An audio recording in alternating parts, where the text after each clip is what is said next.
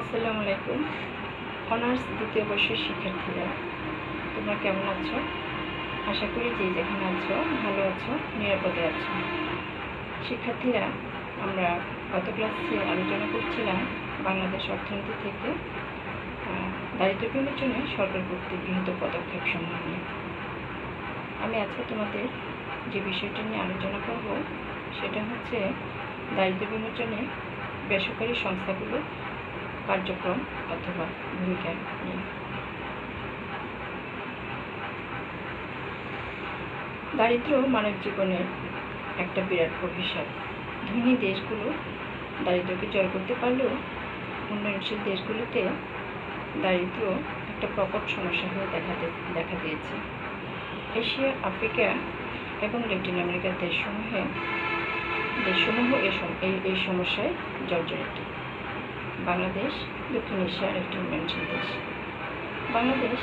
বাংলাদেশের দারিদ্র এবং বেকারত্ব প্রকট আকার ধারণ করেছে।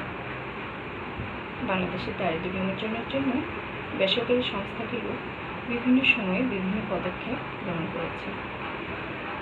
দারিদ্র বিমোচনে বেসরকারি সংস্থা কর্তৃক গৃহীত পদক্ষেপসমূহ আমরা একে করে আলোচনা করছি। গ্রামীণ ব্যাংক, এই সংস্থাটি 1983 সালে প্রতিষ্ঠিত হয়। দরিদ্রদের বহুমুখী প্রয়োজনীয়তার দিকগুলি বিবেচনা করে এই প্রতিষ্ঠানটি সেবা প্রদান করে আসছে।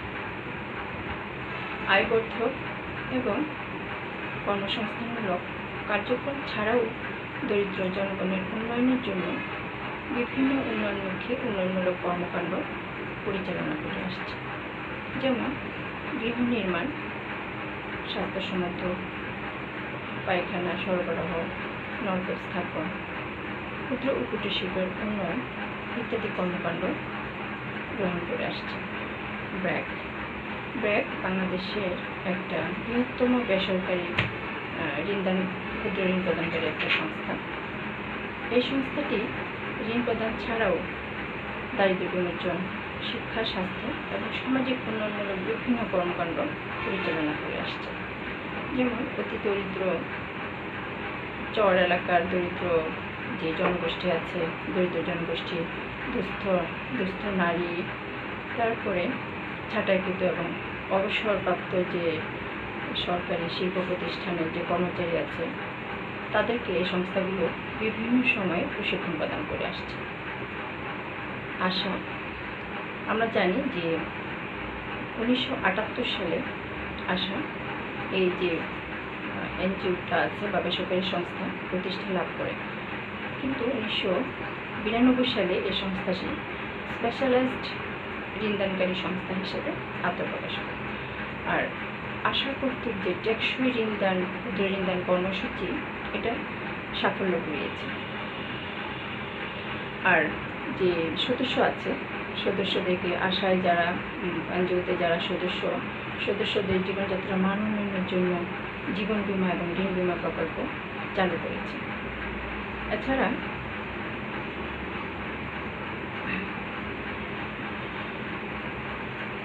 বিভিন্ন এনজিও, যেমন আমরা দেখি যে জাতীয় এনজিওগুলোর সাথে স্থানীয় এবং আঞ্চলিক এনজিও যেগুলো আছে সেগুলো যেন দক্ষতার সাথে কার্যক্রম পরিচালনা করতে পারে, সেই জন্য আশা 1995 সাল থেকে এনজিও পার্টনারশিপ কর্মসূচি চালু করেছে। তারপরে রসিকা, এটা হচ্ছে আর একটা বেসরকারি সংস্থা বা এনজিও। রসিকা 1975 সালে ঢাকা জেলার মানিকগঞ্জের কয়েকটি গ্রাম নিয়ে তাদের উন্নয়ন কার্যক্রম শুরু করে, কিন্তু 1976 সালে এই যে সংস্থাটি আছে সেটা বৃহৎ পরিসরে তাদের কার্যক্রমটা পরিচালনা শুরু করে। আর এই প্রতিষ্ঠানটি যে ক্ষুদ্র ঋণ এবং অন্যান্য যে সমস্ত কর্মসূচি গ্রহণ করে, যার ফলে বহু সংখ্যক দরিদ্র নরনারী তাদের কর্মসংস্থানের সুযোগ লাভ করে। বেসরকারি ব্যাংক ও বাণিজ্যিক যে ব্যাংকগুলো আছে, বাণিজ্যিক ব্যাংকও দেশের ক্ষুদ্র ঋণদানে বিভিন্ন কর্মসূচি গ্রহণ করেছে।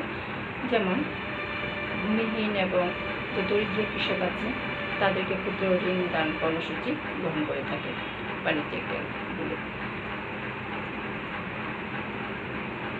পল্লী কর্ম সহায়ক ফাউন্ডেশন এটা একটা এনজিও। এই সংস্থাটি দেশের বিত্তহীন দরিদ্র নারী পুরুষের ক্ষুদ্র ঋণ প্রদান করে থাকে। এই কর্মসূচির আওতায় ধান ভাঙ্গা, নার্সারি, তারপরে বেতের কাজ, হাঁস মুরগি পালন, গরু মোটা তাজাকরণ, রিক্সা ভ্যান ক্রয় ইত্যাদি এই কর্মসূচির আওতায় পড়ে। বাংলাদেশ পল্লী উন্নয়ন একাডেমি বগুড়া, বাংলাদেশ পল্লী উন্নয়ন একাডেমি কুমিল্লা দারিদ্র্য বিমোচনের বিভিন্ন পদক্ষেপ গ্রহণ করে আসছে। এই লক্ষ্যে বরিশাল, ভোলা, বরগুনা, পটুয়াখালী সহ 8টি জেলা এবং 30টি উপজেলা নিয়ে মোট 30টি উপজেলায় যে ক্ষুদ্র কৃষক আছে, ক্ষুদ্র কৃষক এবং ভূমিহীন শ্রমিক উন্নয়ন প্রকল্প বাস্তবায়ন করেছে। এই প্রকল্পের আওতায় ক্ষুদ্র কৃষক এবং ভূমিহীন শ্রমিক তাছাড়াও দুস্থ নারীদের একত্রিত করে তাদেরকে প্রশিক্ষণের ব্যবস্থা গ্রহণ করা হয়েছে। শক্তি ফাউন্ডেশন এটা আরেকটা বেসরকারি সংস্থা, দেশের ক্ষুদ্র ঋণ প্রদান করে দেশের জনগণকে উপকৃত করেছে। 1992 সালে সেটা প্রতিষ্ঠিত হয়। এই শক্তি ফাউন্ডেশনটি ঢাকা, চট্টগ্রাম, রাজশাহী, খুলনা, বগুড়া সহ বড় বড় শহরের অন্যান্য যে বড় বড় শহরগুলো আছে সেই শহরের বস্তিবাসীদেরকে, বস্তির দুস্থ মহিলাদের ঋণদান প্রদান করে থাকে এবং এই সমস্ত মহিলাদের ঋণদানের পাশাপাশি তাদের স্বাস্থ্যগত সেবা প্রদান করে থাকে, ব্যবসায় দিক দেখাশোনা করে থাকে, পাশাপাশি সামাজিক উন্নয়নেও এই সংস্থাটি গুরুত্বপূর্ণ ভূমিকা পালন করে আসছে। স্বনির্ভর বাংলাদেশ এটা আরেকটা বেসরকারি সংস্থা বা এনজিও, যেটা কিনা দেশের জনগণের উন্নয়নের জন্য বিভিন্ন সময় বিভিন্ন পদক্ষেপ গ্রহণ করেছে। এ লক্ষ্যে গ্রামীণ এই সংস্থাটি গ্রামের যে তৃণমূল জনগোষ্ঠী আছে তাদের আর্থসামাজিক উন্নয়নে কাজ করে আসছে। এর মধ্যে যেমন কৃষক, তাঁতি এবং জেলে তাদের মতো বৃহৎ জনগোষ্ঠীর কর্মসংস্থানের সুযোগ করতে পেরেছে এই সংস্থাটি, যার ফলে কোটি লোকের ন্যূনতম জীবনযাত্রার মান নির্বাহ করা সম্ভব হয়েছে। এই বৃহৎ জনগোষ্ঠী পূর্বে অর্থনৈতিক কর্মকাণ্ডের বা অর্থনৈতিক কর্মকাণ্ডের আওতায় ছিল না, অর্থনৈতিক কর্মকাণ্ডের বাইরে ছিল।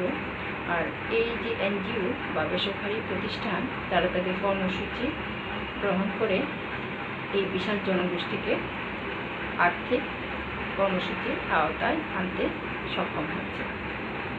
তো আমরা দেখি যে দারিদ্র্য বিমোচনে বেসরকারি সংস্থাগুলো বিভিন্ন সময় বিভিন্ন উন্নয়নমূলক কর্মকাণ্ড গ্রহণ করেছে, যার ফলে বাংলাদেশ আগের থেকে অনেক বেশি উন্নতি লাভ করেছে।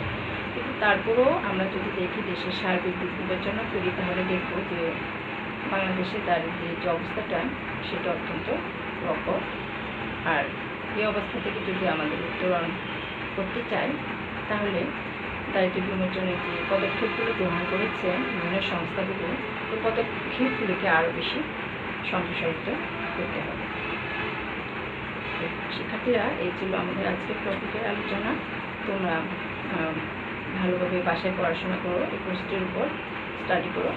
আর তোমরা তো জানো শিক্ষার্থীরা যে এখনও কোভিড-19 পরিস্থিতি স্বাভাবিক হয়নি। তো তোমাদেরকে আগে যে কথাগুলি আমরা বলতাম প্রতিদিন ক্লাসে, সে বিষয়গুলো তোমরা মেনটেন করবে। অবশ্যই স্বাস্থ্যবিধি মেনে চলবে, ঘরে অবস্থান করবে, পাশাপাশি তোমরা তোমাদের পরিবারকে সময় দেবে। আর তোমরা নিজেকে সুস্থ রাখবে। তোমরা ভালো থেকো, সুস্থ থেকো। সবাইকে শুভেচ্ছা।